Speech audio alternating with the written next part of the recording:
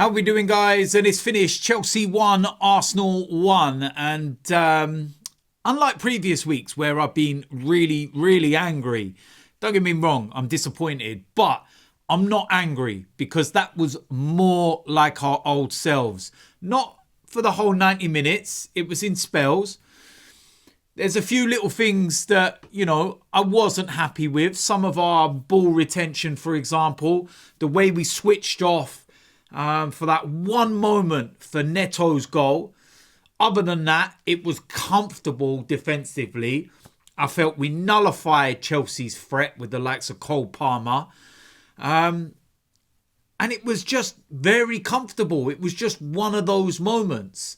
We had a goal disallowed in the first half. It was rightly ruled out. It was offside, fractionally, but it was offside. Then we get the lead through Martinelli. He had a big chance in the first half and it was a poor finish, but he took this one well. And then, like I said, we had that one moment, that one lapse in concentration. And then at that point, you think, as the home side and everything else, Chelsea might, have a bit of momentum and there might be a shift and they might try and get the winner. But it was only one team trying to get a winner. And it was only one team that nearly got a winner.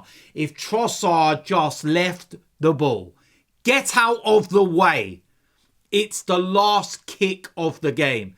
Saliba, why he's even up there in a left wing position, I don't know. Absolutely beautiful cross.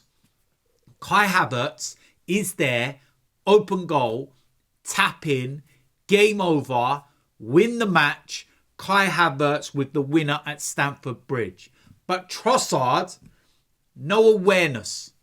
Tries to take it himself, slices it wide. Really? But it was complete domination, especially in the second half. I think we suffocated Chelsea. I think the way that we played was more like the way I know we can play. And to go to Stamford Bridge, it was just a complete domination. And like I said, we suffocated them. Didn't let them play. Didn't let them do anything. And it was comfy.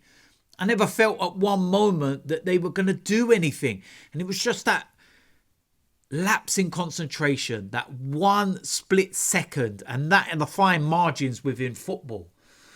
We can sit there and say, was it Havertz not closing? Was it Martinelli letting him run off him? A mixture of both, probably.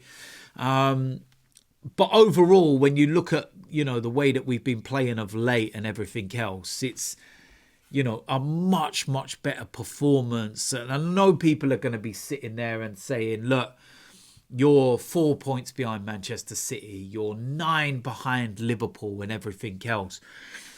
And what I'll say to that is that, again, I'd rather be 9 points behind Liverpool than 9 points behind Man City, despite the problems and everything else. Liverpool, I've seen enough in their games to know that their luck will run out.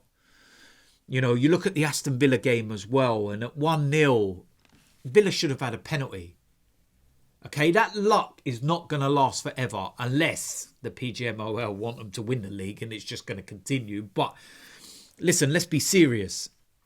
They're going to have some really tough games and they're going to have some really tough moments where they're going to have to really, dig deep.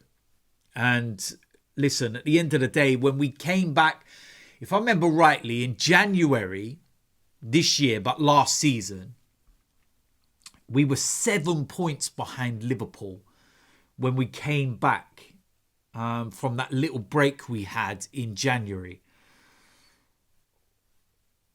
And then we ended up finishing 5 points ahead of them, I think it was. Something like that. Someone will have to tell me what the statistics were exactly, how many we finished ahead.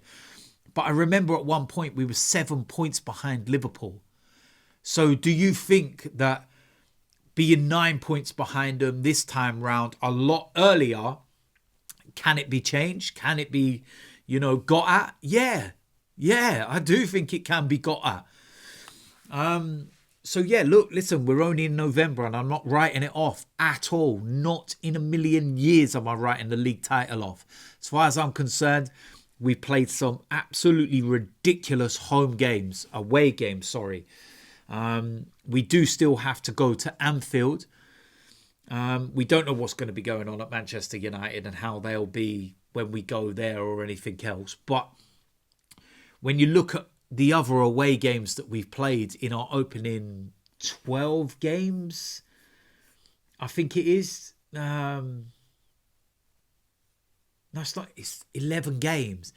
In our opening 11 games, we've played Aston Villa away, Tottenham away, Man City away, Newcastle away, and Chelsea away. I'm trying to think, was it only Bournemouth that was our other away game? Like, that's insane.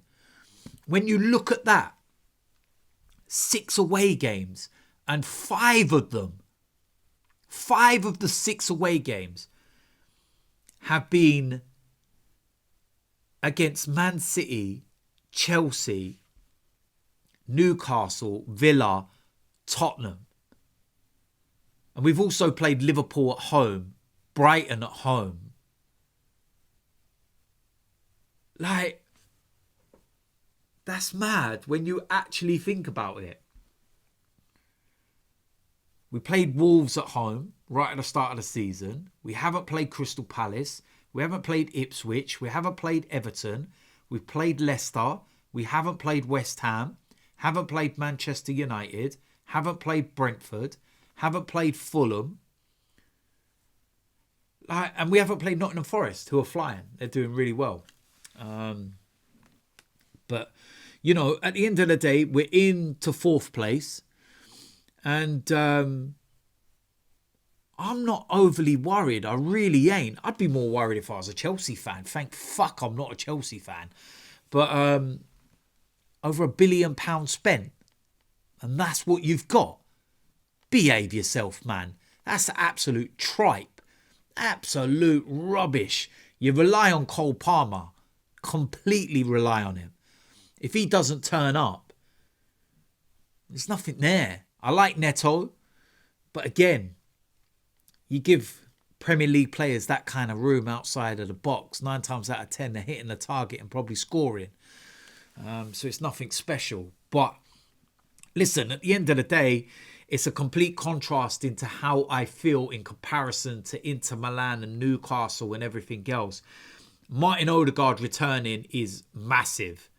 Look at the difference. Look at the assist for the goal. Look at the way that he plays and the things that he does. I'm a little bit gutted that Saka got injured, you know, when he did, because he was just starting to get the run on Cucurella, and they were doubling up on Saka all game, by the way. And because, you know, things had shifted and we was really starting to get up ahead of steam, he was starting to get the ball a lot quicker and it was starting to isolate Cucurella. So yes, a little disappointing that he got injured. But on the flip side, I think we've got our perfect excuse now why Bukayo Saka cannot go on international duty. And when Declan Rice coming off, when he did during the second half, he's clearly not fit. It wouldn't surprise me if Declan Rice and Bukayo Saka are both pulled out of international duty. Simple as that. Martin Odegaard's not going to be going on international duty. That's already been decided. So listen, rest up the players. Rest up the players. The ones that ain't going, why don't you take them to Dubai for 2 weeks? Why don't you just go and get them a bit of sunshine and that, you know, nice little break like we did in January. And you're going to have players there like you'd probably have Saka and Rice and Odegaard and Ben White. You know, it makes sense, doesn't it? Kai Havertz pull out as well because of your head injury.